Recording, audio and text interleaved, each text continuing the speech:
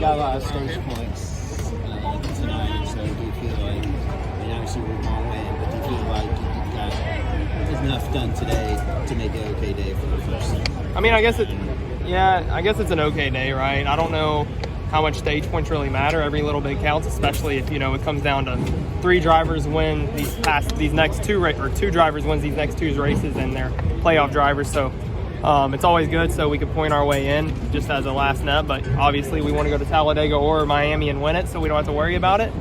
We had this one circled, obviously, for us to possibly win. I feel like we had a dominant truck.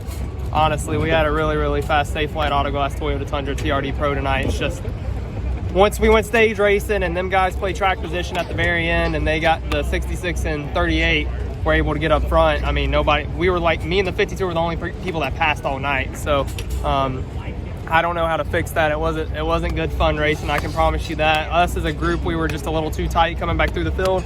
I felt like we were a little freer, we would have had something for them, but I mean, we run so many caution laps as well, like we would have probably ran out of time no matter what. Does it help having the points cushion going into Talladega, considering all the things? Yeah, I mean, it always helps, but it would have helped if we were in victory lane more.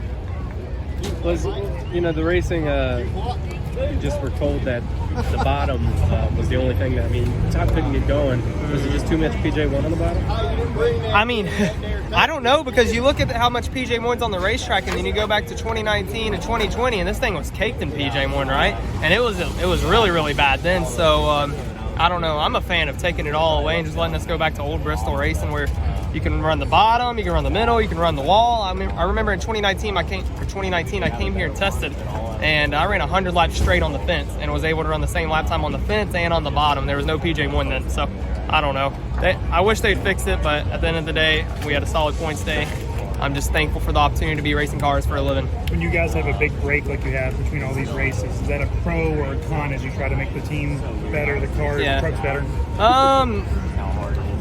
There's pros and cons to both. Pros because we're able to, focus on little details here and there. That little details really count when you go to places like here, Miami, and definitely Phoenix for sure. So being able to, go over little details and kind of fine tune every little thing, that helps. The cons is obviously not being on the road, just having, reps, getting reps in, going racing, going to the racetrack, doing the whole ordeal. I'm a firm believer in doing it every single weekend. Those guys are always the most successful ones. So there's two sides to it. I know he's a championship contender, a threat, but you've raced with Ty for a long time. Is there some respect there between you and Majeski? I would think so. I mean, me and him come from very, very similar backgrounds. We've raced supers forever together. We're good buddies, honestly. Yes, I would definitely say there's a lot of respect between me and Ty. Obviously, there's been a lot of news with Kyle Busch this week. There'll be changes there. How hard is it to keep that from being a distraction? And it's not. People above my pay grade deal with that. I just race cars. Thanks. Jared Haas with Frontstretch.com. Make sure to hit that subscribe button. Also, check one of those two videos out that we have right beside you. Visit Frontstretch.com for more great content.